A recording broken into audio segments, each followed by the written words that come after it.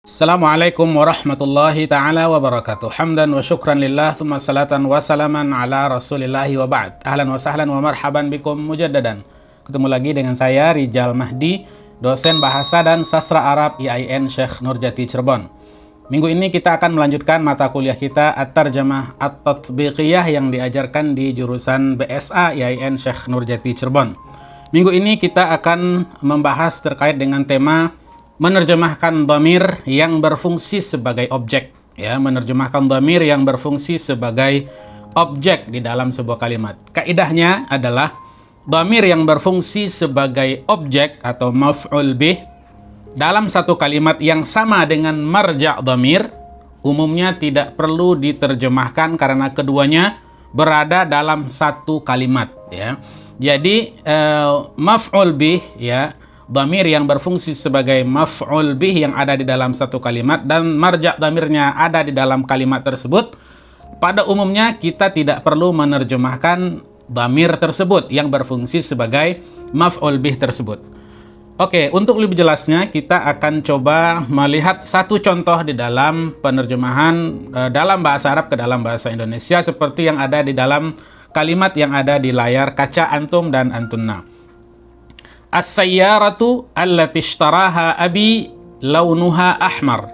Ini adalah kalimat pendek yang akan menjadi poin dan pembahasan kita adalah dhamir ha yang ada di kalimat ishtaraha, ya, ishtaraha abi launuha ahmar, ya. Dhamir ha, ya, itu berada sebagai posisinya di dalam kalimat tersebut berada sebagai maf'ul bih, ya, atau objek di dalam kalimat itu, ya. Fiilnya adalah ishtara, yashtari, ya.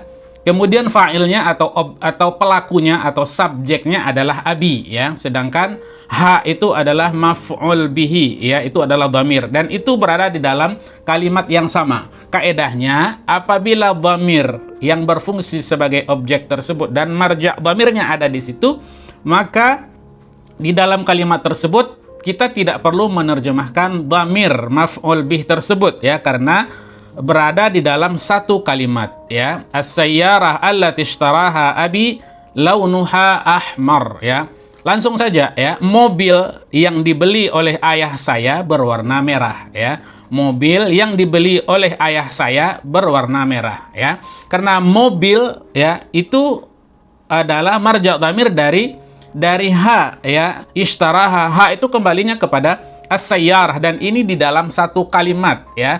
Jadi ha tersebut tidak perlu lagi kita terjemahkan ke dalam bahasa Indonesia karena telah disebutkan di awal, yaitu mobil, ya. Ha itu kembali kepada sayyarah yang berarti mobil. Jadi kita tidak perlu lagi menerjemahkannya ke dalam bahasa Indonesia. Jadi kita tidak perlu menerjemahkan, kita hilangkan saja. Mobil yang dibeli oleh ayah saya berwarna merah, ya, seperti itu. Oke, sama di dalam kalimat yang kedua seperti ini. As-sariqu alladhi darabahu sukkanul qaryati mata fil mustashfa. As-sariqu alladhi darabahu sukkanul qaryati mata fil mustashfa. Yang akan kita terjemahkan dan jadi bahan pembicaraan kita saat ini adalah dhamir hu yang ada setelah fi'il daraba, ya. Darabahu sukkanul qaryah, ya, sukkanul qaryah. Hu setelah dhamir hu yang ada setelah daraba, hu itu kembali kepada siapa? Kepada marja' dhamir yang sebelumnya, yaitu as-sariq. As-sariq itu dalam sebuah kalimat dia.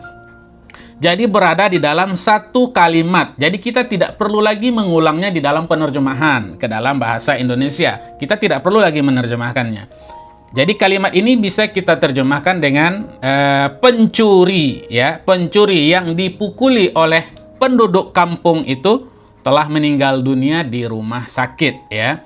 Jadi dhamir hu setelah daraba hu, ya, itu adalah as-sariq, yaitu pencuri, dan itu sudah ada di awal kalimat. Kita tidak perlu lagi menerjemahkannya ke dalam bahasa Indonesia, ya. Pencuri yang dipukuli oleh penduduk kampung itu telah meninggal dunia di rumah sakit, ya. Jadi kaedahnya adalah maf'ul bih, ya, maf'ul bih, dan dia adalah dhamir. Kemudian marja' dhamirnya ada di dalam kalimat tersebut, ya. Kita tidak perlu lagi menerjemahkan dhamir tersebut yang berfungsi sebagai objek karena berada di dalam satu kalimat yang sama.